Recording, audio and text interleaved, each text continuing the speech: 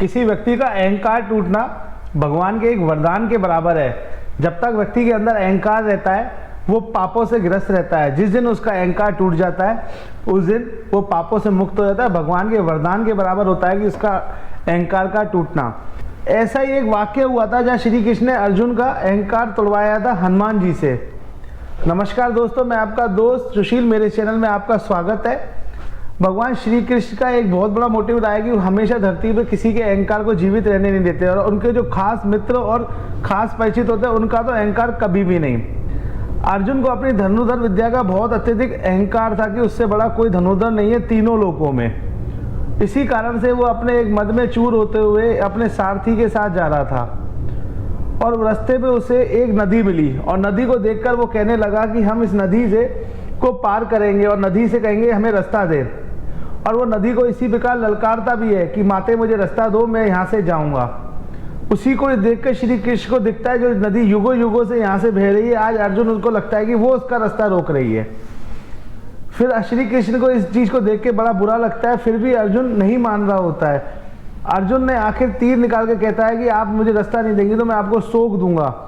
उसके बाद माता जो नदी थी वो प्रकट होती है और कहती है आप इसके ऊपर पुल क्यों नहीं बना लेते हैं, आप इतने बड़े धनुर्धर हैं। तो उसने कहा शायद आपका प्रस्ताव बहुत अच्छा है और वैसे ही उसने उस पुल बना दिया उस नदी के ऊपर जाने के लिए।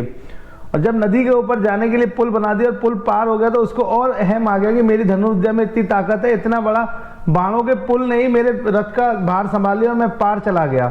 इससे उसका अहंकार और बढ़ गया। इसी प्रकार वो एक समुद्र के तट पे पहुंचा जहाँ पे हनुमान जी एक सेतु के ऊपर बैठे थे। उसने सोचा एक साधारण कपी है सेतु के ऊपर बैठा है। उसने उनका मजाक उड़ाते हुए कहा कि आप इस सेतु के ऊपर इतनी मेहनत करके आपने ये पुल बनाया है, इससे बढ़िया तो आप बाणों का पुल बना देते।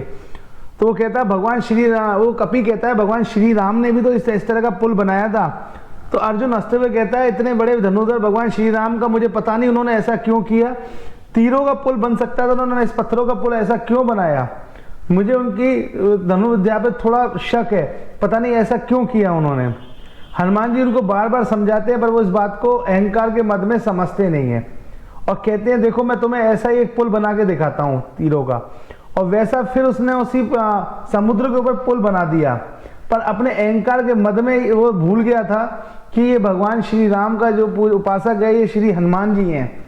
फिर भी हनुमान जी ने कहा कि ये पुल किसी काम का नहीं है, हम मेरे जैसे, मैं तो एक छोटा वानर हूँ। पर उस समय भगवान श्री राम की सेना में बहुत ही महाबली वानर थे, उनका वजन ये तीर नहीं सह पाए थे।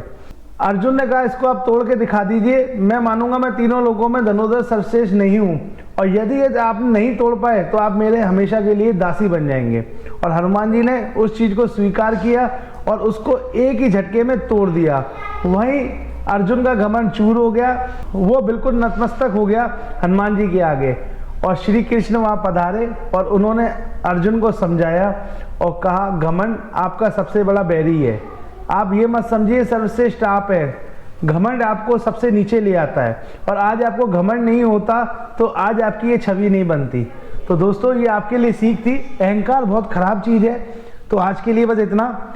और आपको मेरी कहानी पसंद आई है तो आगे एक नए किस्से के साथ मिलेंगे और इस चैनल को सब्सक्राइब कर दीजिएगा। जय श्री कृष्णा दोस्तों।